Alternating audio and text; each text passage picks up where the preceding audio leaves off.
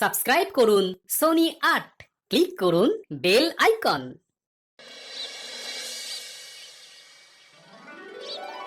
সত্যি এই বছর আমাদের কৃষ্ণনগরে ঠাকুর মুখ তুলে চেয়েছেন। হ্যাঁ মহারাজ, ধান একেবারে পরিপূর্ণ হয়েছে। তা কবে ধান কাটা হবে পুটির বাবা? ধান তো একেবারে পেকেই এসেছে, সপ্তাহখানেকের মধ্যে ধান কাটতে হবে। বেশ বেশ, তাহলে তো ভালোই হলো। এই মাসের শেষের দিকেই তো নবাব বাহাদুরকে শস্যের খাজনা পাঠানোর কথা। হ্যাঁ মহারাজ, এবারে নবাব বাহাদুর খুশি হবে। ঠিক বলেছ গোপাল।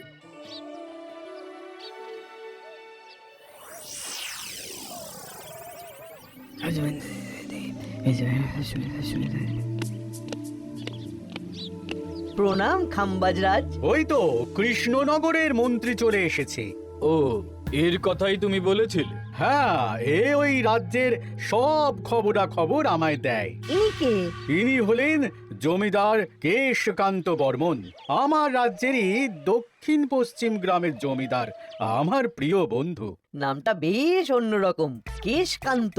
আসলে ওদের বংশ পরম্পরায় সকলের উন্নত ঘন কেশ আছে, তাই ওদের পরিবারের সবারও নামে একটা করে কেশ আছে।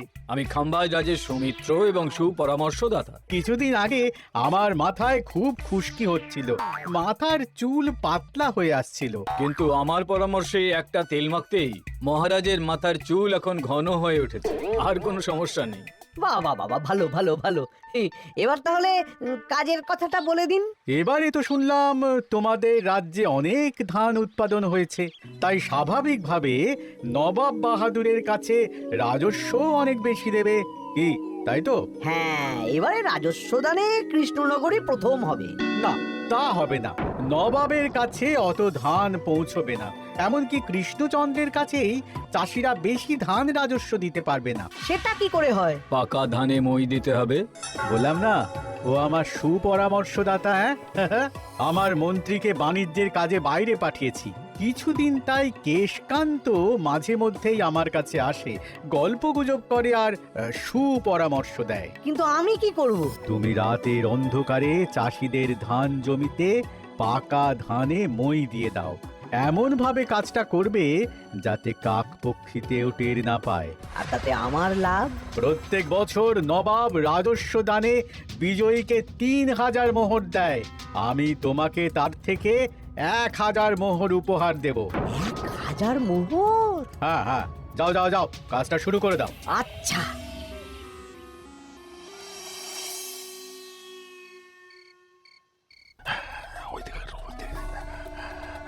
তাহলে আর দেরি কেন? মন্ত্রীমশাই কথা মতো কাজ শুরু কর। হ্যাঁ হ্যাঁ, চল।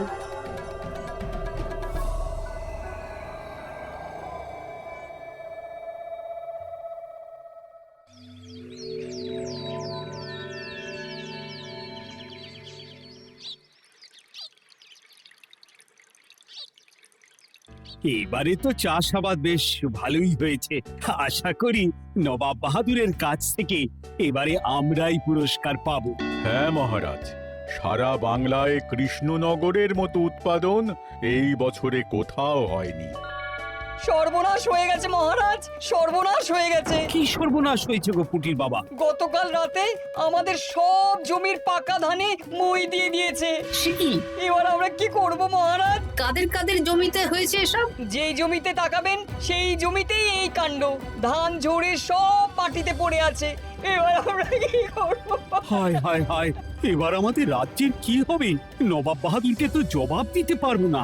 বড় বিপদ হয়ে গেল, রাজ্যে গ্রহের প্রকোপ নেমে এলো। ও, আর কদিন পরেই আমার টেকে আসবে ১,০০০ মোহর। ঠিক আছে, তোমরা সবাই এখন বাড়ি যাও। না, আমার মন মেজাজ ভালো নেই।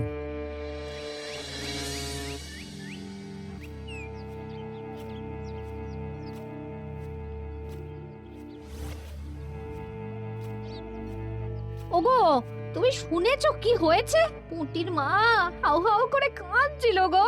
হ্যাঁ গিন্নি, পুটির বাবা কয়েকজন চাষি ভাইদের নিয়ে রাজসভায় এসেছিল। শুনলাম রাতারাতি কে বা কারা চাষ জমিতে পাকা ধানে মই দিয়েছে। কত বড় সর্বনাশ হয়ে গেল বলো। কি হবে গো? কি যে হবে ভগবান জানে। বলি তুমি পারলে না পুঁটিদের একটু সাহায্য করো। হ্যাঁ, আমি মনে মনে ভেবেই রেখেছি বুঝলে, এবার বেতন পেলে পুঁটিদের বাড়িতে মাসো ভাড়ার জিনিসপত্র দিয়ে আসবো। নবাব বাহাদুরের কাছে মহারাজ খাজনা কিভাবে দেবেন? সেটাই তো বুঝতে পারছি না। আপনি এত চিন্তা করবেন না। রাজবাড়ির ভাড়ার থেকে আপাতত কিছু বস্তা ধান পাঠানোর ব্যবস্থা করুন। তারপর নবাব বাহাদুরের কাছে গিয়ে বলবেন, আস্তে আস্তে সব দিয়ে দেবেন মহারাজ। তাই করতে হবে, তাছাড়া তো আর অন্য কোনো উপায় দেখতে পাচ্ছি না। কিন্তু এবারে আর আমাদের মান রক্ষা হবে না। দেখি 2-1 দিনের মধ্যেই যতটা সম্ভব ভাড়া থেকে ধান পাঠানোর ব্যবস্থা করব।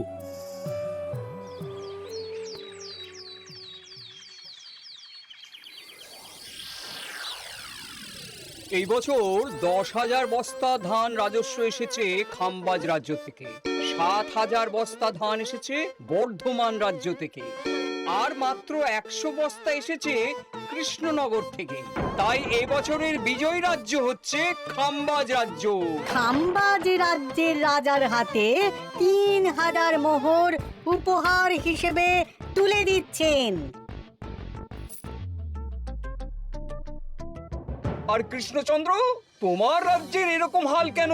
এবারে আমাদের সমস্ত রাজ্যের পাকা ধানে কেউ বা কারা মই দিয়ে দিয়েছে। সেসব তোমার মাথা ব্যথা। আমার ধান কোথায়? 100 বস্তা ধান রাজস্ব, কম করে 800 বস্তা ধান রাজস্ব দেওয়ার কথা, কিন্তু তুমি তোমার কথার খেলাপ করেছো। এই বছর আমি নিরুপায় জাহাপানা। আমিও নিরুপায়। হয় তুমি আগামী 1 সপ্তাহের মধ্যে আমাকে 5,000 মোহর দেবে, নইলে কৃষ্ণনগরের সিংহাসন থেকে সরে যাবে। এত বড় শাস্তি দেবেন না নবাব বাহাদুর।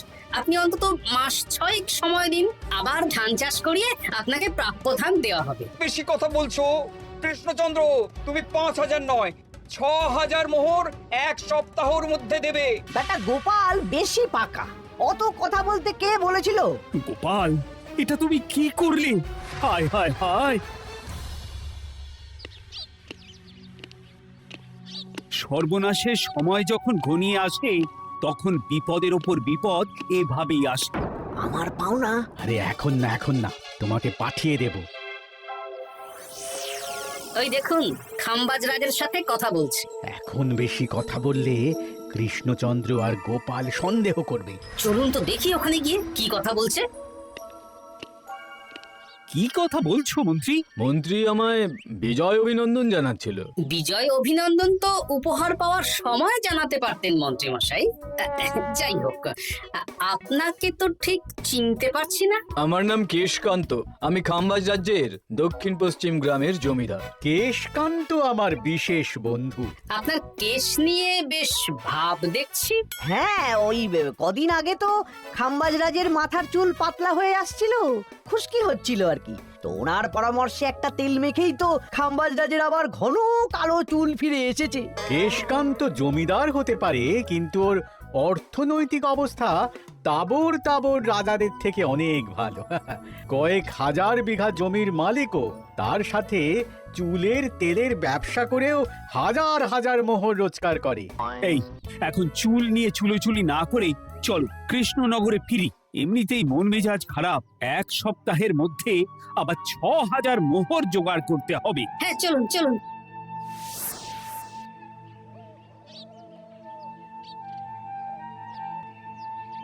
আচ্ছা মন্ত্রীমশাই, আপনি এই কেশকান্ত জমিদারের ব্যাপারে এত কিছু জানলেন কি করে?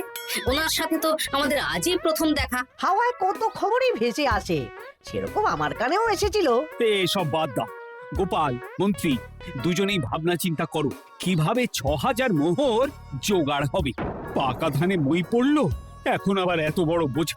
আমার কাছেও মহারাজ বেশি অর্থ নেই, সব মিলিয়ে মিশিয়ে ওই 150 থেকে 200 মোহর মতো আছে বাড়িতে। যদি বেশি থাকতো আমি আপনাকে নিশ্চয়ই সাহায্য করতাম মহারাজ। তাও করতেন কিনা সন্দেহ। তুমি চুপ করো। মন্ত্রী মশাই ওই লোকটাকে জানলো কি করে? এই লোকটাকে তো আগে দেখারই কথা না। না, ব্যাপারটা নিয়ে ভাবতে হবে। চলুন চলুন।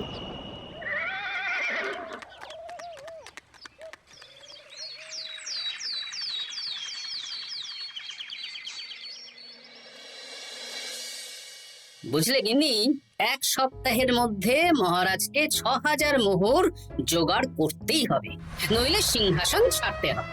এখন কিন্তু আমাদের উচিত মহারাজের পাশে দাঁড়ানো। কিছু ভেবেছো কি? আপাতত আমার বিয়েতে পাওয়া আংটি বন্ধক রাখবো, আর তুমি যদি হ্যাঁ হ্যাঁ, আমার যে দুটো গয়নাগাটি আছে ওগুলো বন্ধক রাখো, পরে আস্তে আস্তে ছাড়িয়ে নেবো খন। দেখি বাকি সভাসদদেরকেও বলবো, যে যতটা পারে, তারপর ভগবানই ভরসা।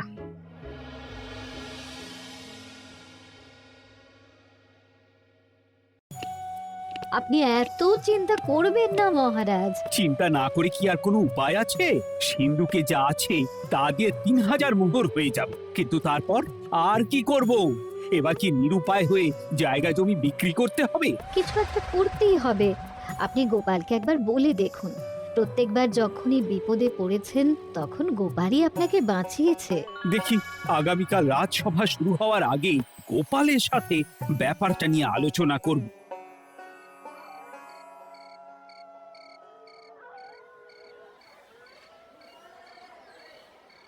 এই যে শেখরা, কি করছো?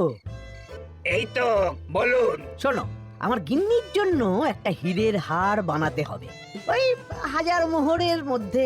1000 মোহরে তো হীরের নাক, কান, গলা, হাত, পা সব গয়না, এই সব গয়না হয়ে যাবে মন্ত্রী মশাই। তাহলে বানাও, এই নাও 1000 মোহর। ওরে বাবা, মন্ত্রী মশাই, 1000 মোহর! এই মন্দার বাজারে এত মোহর কোথায় পেলেন? গতকালই তো বললেন আপনার কাছে 150 থেকে 200টা আছে। সে যেখান থেকেই পাই, তাতে তোমার কি? না, আমার কিছু না। শেখা, আমি কয়েকটা গয়না বন্ধক রাখবো। দেখি কি আছে। এই সব মিলিয়ে এতে আমি 15 মোহর দিতে পারবো। বেশ, তাই দাও। আমি ধীরে ধীরে শোধ করে গয়নাগুলো ছাড়িয়ে নেব। হ্যাঁ, মন্ত্রীর ব্যবহারগুলো বেশ সন্দেহজনক লাগছে। দেখি, গুপ্তচরকে কাজে লাগাতে হবে, মন্ত্রীর পিছনে ছায়ার মতো লেলিয়ে দিতে হবে।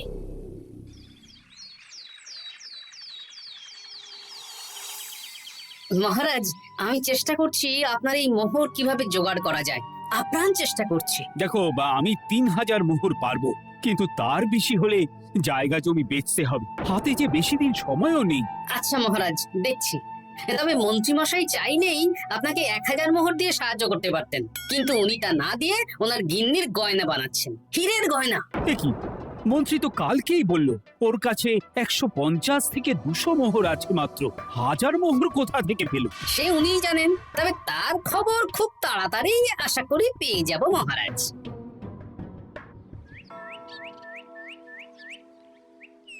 কাজটা একদম ঠিক করলেন না মন্ত্রী মশাই? আপনার কথা শুনে আমরা সবার জমির পাকা ধানে মই দিলাম, কিন্তু আমরা একটা পয়সা পেলাম না।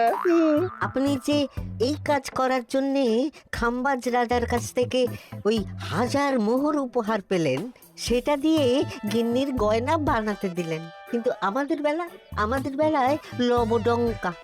তোদেরকেও দেবো, একটু সবুর কর, আগে গিন্নির মাথাটা ঠান্ডা করি। না না, আমাদের এক্ষুনি চাই। এক্ষুনি কি করে দেবো, আমার হাত খালি। আচ্ছা আচ্ছা, ঠিক আছে, এই নে 2 মোহর ধর, 2 ভাই ভাগ করে নে, পরে আরো দেবো। এটা কিন্তু ঠিক না। এসব আলোচনা খোলামেলা জায়গায় করা উচিত না। উফ, পরে তোদের সাথে কথা বলবো, এখন যেতে দে, বাজার করব, তারপর আবার রাজসভা আছে।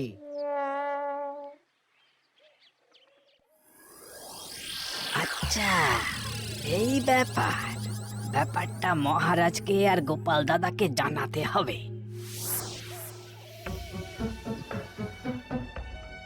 গোপাল দাদা, মহারাজ আসল খবর পেয়ে গেছি। কি খবর? আমি একটু আগে শুনলাম। কাজটা একদম ঠিক করলেন না মন্ত্রী মশাই? আপনার কথা শুনে আমরা সবার জমির পাকা ধানে মই দিলাম, কিন্তু আমরা একটা পয়সা পেলাম না। তোদেরকেও দেবো, একটু সবুর কর। মন্ত্রী, আমি না তোমাকে মেরেই ফেলবো। মহারাজ, মন্ত্রী মশাই এখানে গৌণ, উনি অর্থের লোভে এসব করেছেন, আর ওনাকে দিয়ে করিয়েছেন খাম্বাজ রাজ। হ্যাঁ, যাতে এবারে বিজয়ী হতে পারেন। তাই আপনি এই খবর 5 কান করবেন না মহারাজ। আমি খাম্বাজ রাজ আর ওই কেশকান্তর কাছ থেকে ক্ষতিপূরণ ঠিক আদায় করে আনব। কিন্তু কিভাবে? শুনুন তাহলে।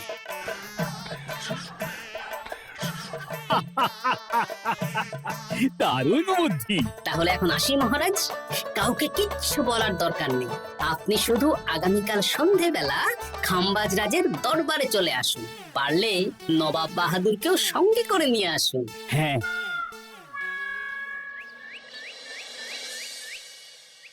প্রণাম খাম্বাজ রাজ। কে আপনি? আমি হতাশ রঞ্জন, পশ্চিমে থাকি। কি চাই বলুন? কিছু চাই না, তবে একটা কথা শুনলাম তাই বলতে এলাম। কি কথা? আমি শুনলাম মহারাজ আপনার মাথার চুলগুলো সব নকল। আমার এত সুন্দর চুল সব নকল? ফাজলামো হচ্ছে। আমি যদি প্রমাণ করে দিই আপনার চুল নকল, তাহলে কি? তাহলে আপনি আমাকে 100 মোহর দেবেন, আর প্রমাণ না করতে পারলে আমি আপনাকে 100 মোহর দেব। বেশ, দেখো, এক্ষুনি দেখো, আমারই তো 100 মোহর লাভ হবে। এখন না, এখন না, আজ সন্ধে বেলায়। বেশ বেশ, তখনই এসো। এবারে জমিদার কেশকান্তর বাড়ি যেতে হবে।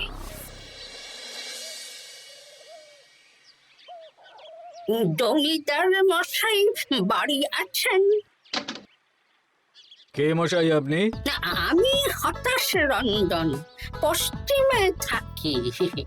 আমি বিশাল ক্ষমতাশালী লোক। কিসের ক্ষমতা? আমি রাজরাজাদের মারধর করি, চুল ধরে টানি, শাস্তি দিই। এসব কি উল্টো পাল্টা বলছেন? খাম্বাজ রাজ আপনার বন্ধু না? হ্যাঁ, প্রিয় বন্ধু। ওনাকেও আমি আপনার সামনে চুল ধরে টানবো, কিন্তু উনি কিচ্ছু করতে পারবেন না। উনি আপনাকে শুলে চড়াবেন। কিছুই করতে পারবেন না, বললাম না আমি বিশাল ক্ষমতাশালী লোক। বিশ্বাস হচ্ছে না তো? তাহলে বাজি ধরুন, 10,000 মোহরের বাজি। 10,000 মোহরের বাজি? হ্যাঁ, আজ আমি খাম্বাজ রাজের রাজবাড়ি যাব, আর আমার শক্তি প্রদর্শন করব। ওনার চুল ধরে টানা হেঁচড়া করব, ওনাকে আহত করব, কিন্তু উনি আমাকে কিছুই করতে পারবেন না। বেশ, রাজি, বাজি 10,100 মোহর দিতে পারবেন তো? হ্যাঁ, আমি বাজি হারলে আপনাকে দেব 10,100 মোহর। দরকার হলে ওই কাগজে কলমে লিখিত পরিত করে নিন। বেশ, তাহলে তাই হোক। কিন্তু হ্যাঁ, একটা কথা, আমি শক্তি প্রদর্শন করার আগে থেকে প্রক্রিয়া চলাকালীন সময় পর্যন্ত আপনি খাম্বাজ রাজের সাথে কোনো কথা বলতে পারবেন না। বেশ বেশ।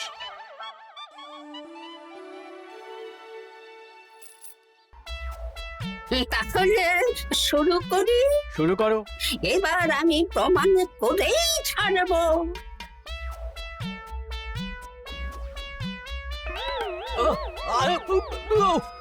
লাগছে লাগছে, বাবারে, লাগছে এই সেরেছে। লাগছে, এ তো সত্যি সত্যি চুল ধরে টানছে। লাগছে লাগছে, বাবারে, বাবা। ওরে বাবা রে বাবা, কি শক্ত! এ কি, খাম্বাজরাজ কিছুই তো বলছেন না, তাহলে কি আমি হেরে গেলাম? না না খাম্বাজ রাজ, আমার ধারণা ভুল, যা শুনেছি তাও ভুল। এবার বিশ্বাস হলো তো? দাও দাও, এবারে 100 মোহর দাও। দিন কেশকান্ত মশাই, আমাকে 10,100 মোহর দিন। এ কি, ও তোমাকে 10,100 মোহর কেন দেবে? ওনার সাথেও তো বাজি ধরেছিলাম। কি বাজি? আপনার এখান থেকে বেরিয়ে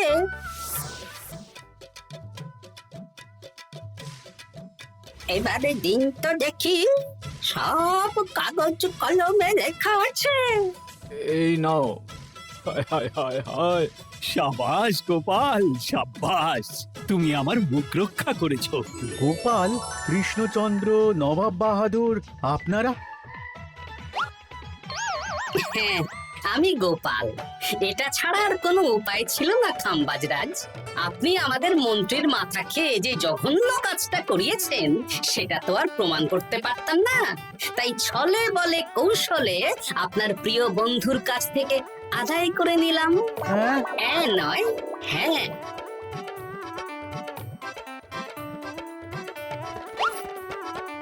এই নিন মহারাজ। এতে কত মোহর আছে? 10,100 মোহর। এর থেকে 100 খাম্বাজ রাজকে দিন, 6,000 নবাব বাহাদুরকে, আর বাকিটা আপনার কাছে রাখুন। এত ধান নষ্ট হলো। কৃষ্ণচন্দ্র আমাকে সবটা বলেছে, আর ওর মন্ত্রীকেও নিয়ে এসেছি। ধোলাই খেয়েই সব বলে দিয়েছে। এই কে আছো? কৃষ্ণনগরে মন্ত্রীকে নিয়ে এসো।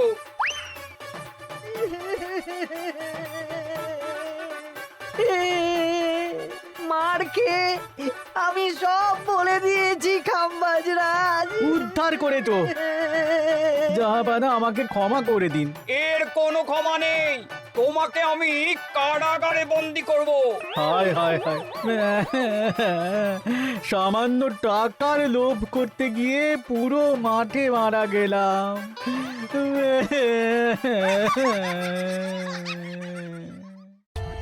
For more updates, subscribe to our channel, click the show links and enjoy watching the videos.